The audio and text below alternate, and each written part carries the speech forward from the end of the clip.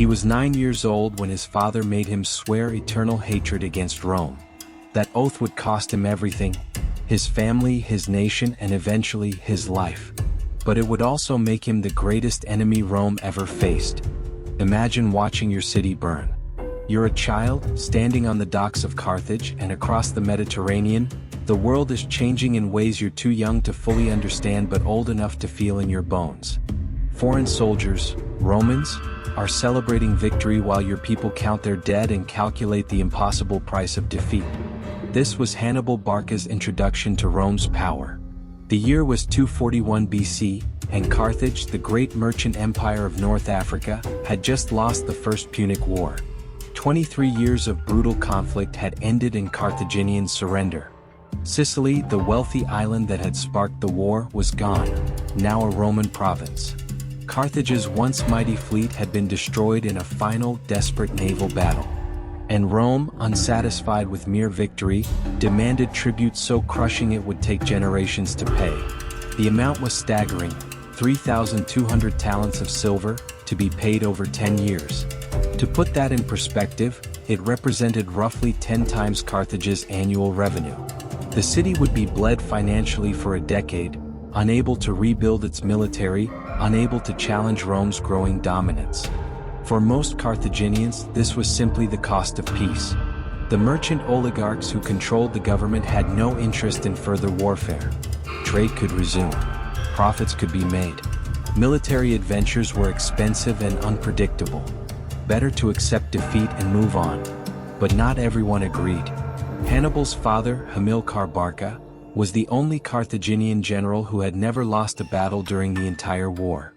He'd fought brilliantly in Sicily, winning engagement after engagement, keeping Roman forces off balance despite being outnumbered and undersupplied.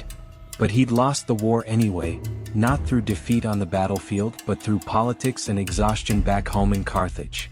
The merchant class wanted peace at any price. Hamilcar wanted revenge.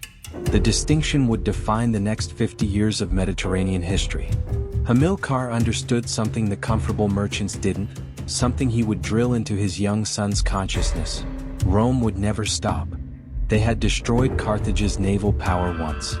They'd humiliated the proud city, extracted crushing tribute, and demonstrated their superiority. But empires that taste blood want more. Rome would come again, and next time they might not settle for tribute. Next time they might demand total submission, or total destruction. Before leaving Carthage to rebuild the family fortune and Carthaginian power in Spain, Hamilcar brought young Hannibal to the temple. The boy was 9 years old, small for his age, serious beyond his years. Ancient sources, particularly the Roman historian Livy, tell us what happened next. Hamilcar stood before the altar where sacrifices were made to Baal Hammon, the chief god of Carthage. He made his son place his small hand on the blood-stained stone where animals had been ritually slaughtered. And there, in that sacred space, he made the boy swear an oath that would echo through centuries: "I swear that I will never be a friend to Rome." Not just opposition. Not military rivalry. Not political disagreement. Eternal, uncompromising, absolute hatred. Think about what that means for a moment.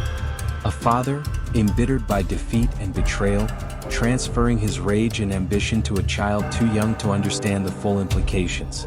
A 9-year-old boy being burdened with a mission of vengeance that would consume his entire life. Why would Hamilcar do this? Some historians see it as cruel manipulation, a father sacrificing his son's autonomy for his own obsessions. Others view it as grim necessity. Hamilcar knew he was too old to see Rome's destruction himself, so he was forging the weapon that would accomplish what he could not. But there's another interpretation. Hamilcar was teaching his son the most important lesson of their time. Rome was an existential threat. The comfortable merchants of Carthage who'd betrayed him, who'd sued for peace, who'd abandoned their own general in the field, they were fools who didn't understand the nature of the enemy they faced. Unless someone stopped Rome, unless someone was willing to dedicate everything to that purpose, Carthage would eventually be destroyed. He was right, as it turned out. But the path to proving that truth would cost more than anyone could have imagined. Hamilcar took his 9-year-old son to Spain, away from the soft merchants and corrupt politicians of Carthage. and began the process of transforming him into a weapon. Spain in 237 BC was a brutal frontier, a land of fierce Iberian tribes who respected only strength, Greek trading colonies that sold to the highest bidder, and vast mineral wealth that could fund armies. Hannibal grew up in military camps. While other aristocratic boys in Carthage learned poetry, philosophy, and the refined arts of Mediterranean civilization, Hannibal learned tactics, strategy, and the practical arts of violence. He trained with common soldiers, learning to use the weapons they used: sword, spear, sling. He ate what they ate, slept where they slept, marched when they marched. This wasn't just military training. It was something more profound. Hamilcar was teaching his son to lead men who weren't from his culture or class. A Carthaginian general commanding Carthaginian citizens could rely on shared identity and patriotism. But in Spain, and later in Italy, Hannibal would command armies composed of a dozen different peoples with nothing in common except their commander. He learned to speak multiple languages: Punic, his native Carthaginian; Latin, the enemy's tongue; Greek, the lingua franca of the educated Mediterranean; and various Iberian dialects. He learned to understand what motivated different peoples. Iberians fought for honor and plunder, Greeks for pay and security, Numidians for the joy of cavalry warfare itself. Most importantly, he learned to see through his soldiers' eyes.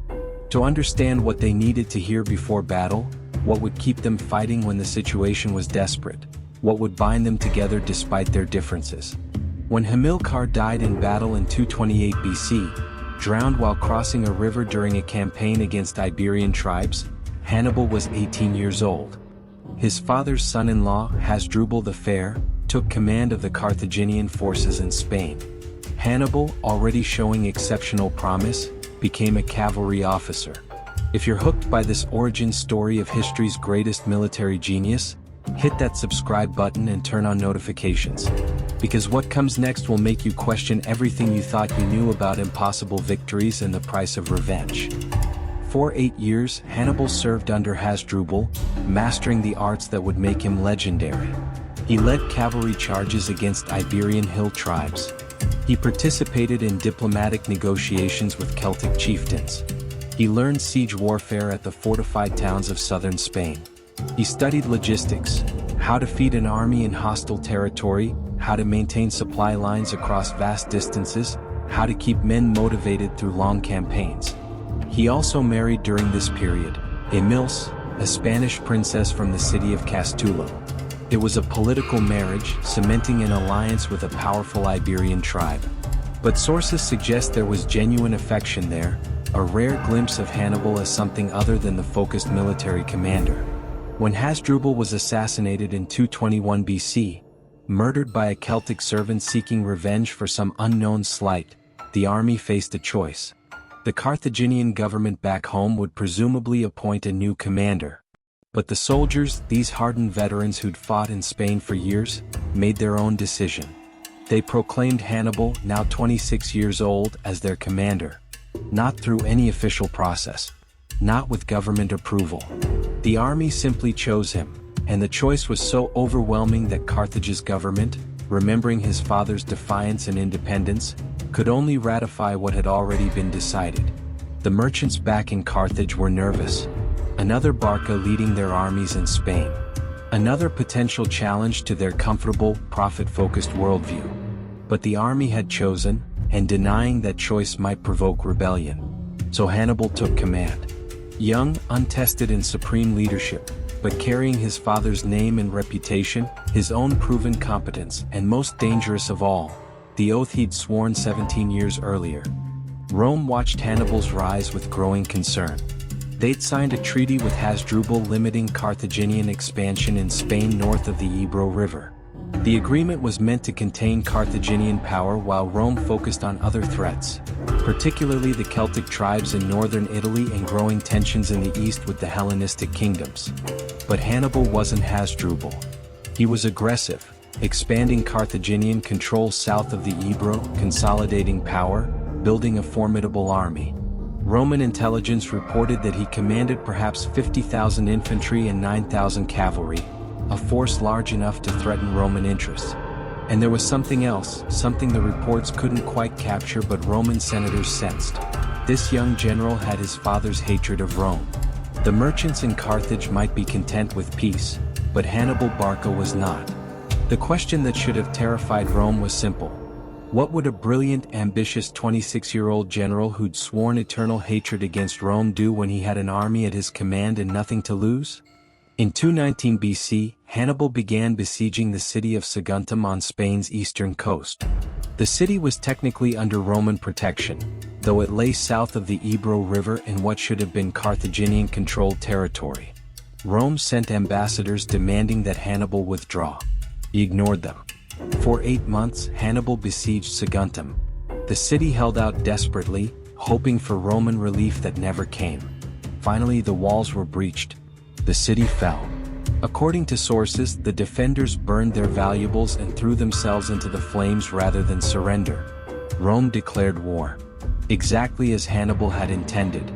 But Carthage's government hadn't authorized this. Some senators wanted to surrender Hannibal to Rome to avoid conflict, just as they'd abandoned his father years before. The debate raged while Hannibal made his decision. He wouldn't wait for permission or support from politicians who'd already betrayed his family once. He would invade Italy. Not by sea, where Rome's navy now dominated the Mediterranean, but by land. Through Gaul. Over the Alps. In winter. With war elephants. What happened next would be called either the greatest military achievement in ancient history, or the beginning of Carthage's final destruction. Possibly both.